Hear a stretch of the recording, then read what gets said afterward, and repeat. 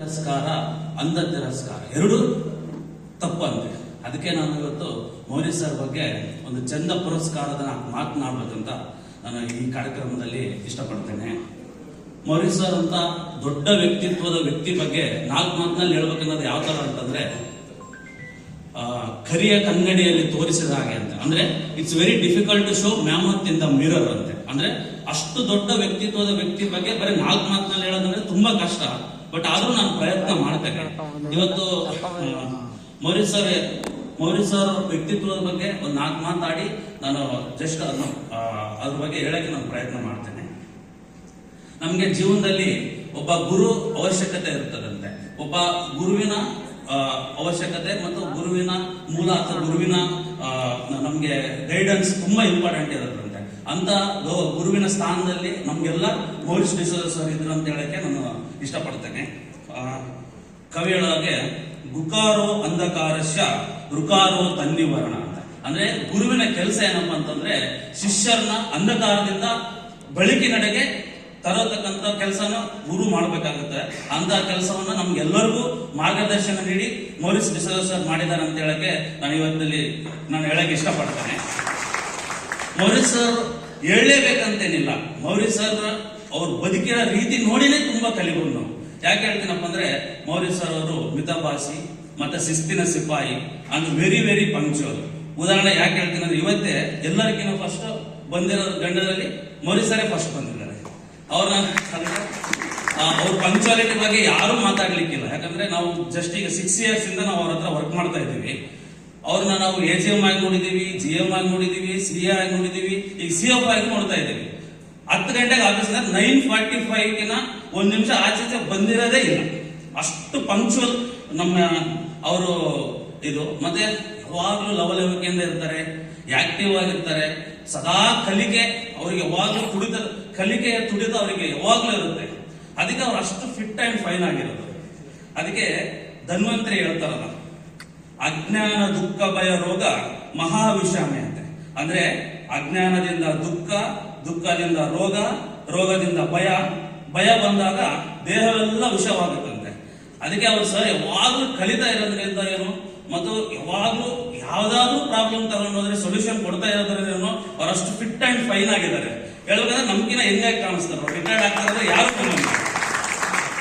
ಮತ್ತೆ ನಾವು ಮೌರ್ಯ ಸರ್ ಬಗ್ಗೆ ಬರೀ ಪ್ರೊಫೆಷನಲ್ ಲೈಫ್ ಇಂದಾನೇ ಕಲಿಬೇಕಂತೇನಿಲ್ಲ, ಅವ್ರದ್ದು ಪರ್ಸನಲ್ ಲೈಫ್ ಇಂದನೂ ನಾವು ತುಂಬಾ ಕಲಿಯಾಗಿದೆ.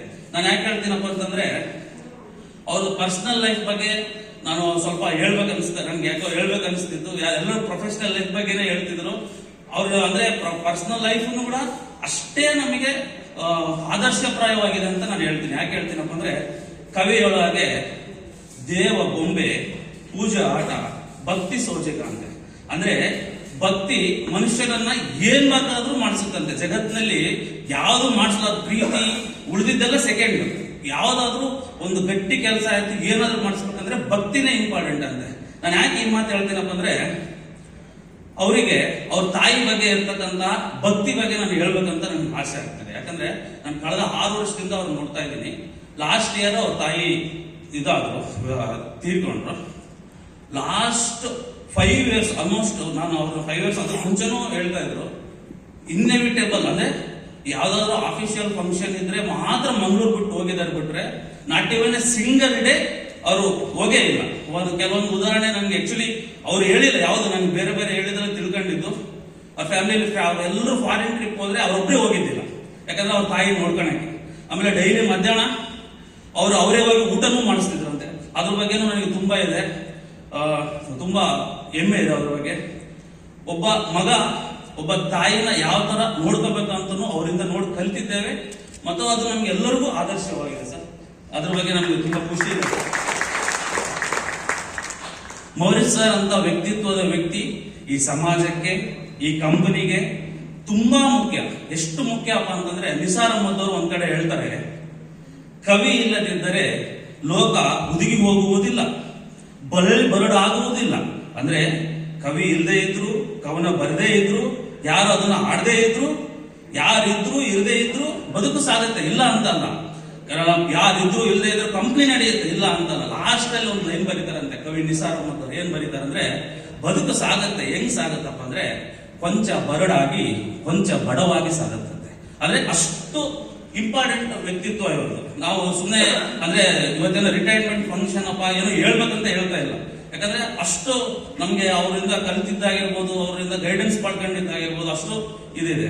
ಮತ್ತು ಅಂದ್ರೆ ವಿಕೃತಿಗಳನ್ನು ನಾವು ಕಡಿಮೆ ಮಾಡಿಕೊಂಡು ಸಂಸ್ಕಾರಯುತ ಮನಸ್ಸಿನೊಟ್ಟಿಗೆ ಇನ್ನೊಬ್ಬರಿಗೆ ಹಾಗೆ ಬರುವ ಗುಣದೊಟ್ಟಿಗೆ ಹಾಗೂ ಗೆಳೆಯ ಹಾಗೂ ನೀ ಭರವಸೆಯ ಪ್ರಭಾತಿ ಅನ್ನೋದು ಕವಿ ಕೊಟ್ಟಿರೋ ಕರೆ.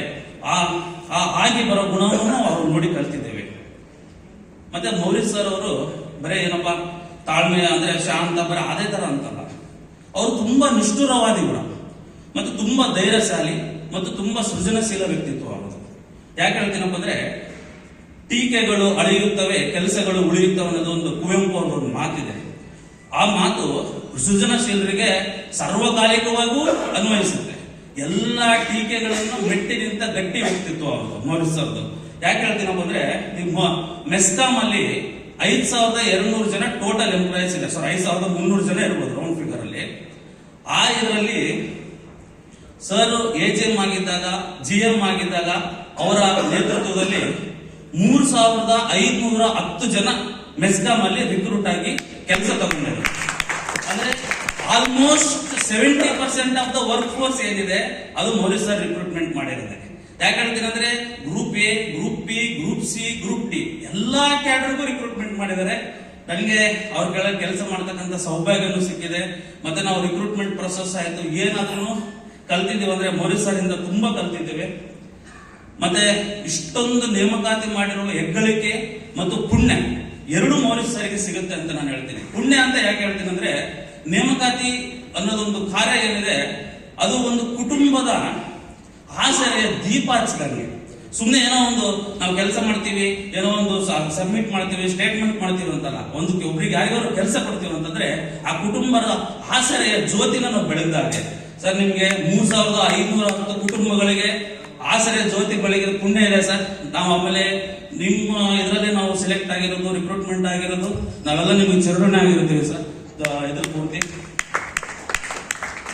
ಆಮೇಲೆ ಅವರು ರಿಕ್ರೂಟ್ಮೆಂಟ್ ಪ್ರೊಸೆಸ್ ನ ಎಷ್ಟು ಸ್ಟ್ಯಾಂಡರ್ಡ್ ಆಗಿ, ಎಷ್ಟು ಟ್ರಾನ್ಸ್ಪರೆಂಟ್ ಆಗಿ ಮಾಡಿದ್ದಾರೆ ಅಂತಂದ್ರೆ not even A single case ನಮ್ದು ಮೆಸ್ಕಾಂ ಇದುವರೆಗಾದ್ರೂ ರಿಕ್ರೂಟ್ಮೆಂಟ್ ಪ್ರೊಸೆಸ್ ಅಲ್ಲಿ ಸೋತಿಲ್ಲ. ರಿಕ್ರೂಟ್ಮೆಂಟ್ ಪ್ರೊಸೆಸ್ ಅಂದ್ರೆ ಕಂಪಲ್ಸರಿ ಲೀಗಲ್ ಕೇಸಸ್ ಬಂದೇ ಬರುತ್ತೆ. ಅಪ್ಲಿಕೇಶನ್ ಹಾಕೋದ್ರಿಂದ ಹಿಡಿದು ಫೈನಲ್ ರಿಸಲ್ಟ್ ಬರೋವರೆಗೂ ಪ್ರತಿಯೊಂದು ಕೇಸಸ್ ಇದ್ದೇ ಇರುತ್ತೆ. ಅದನ್ನು ನಾವು ಯಾರು ತಪ್ಸಕ್ ಆಗಲ್ಲ. ಅದಕ್ಕೆ ಅವರು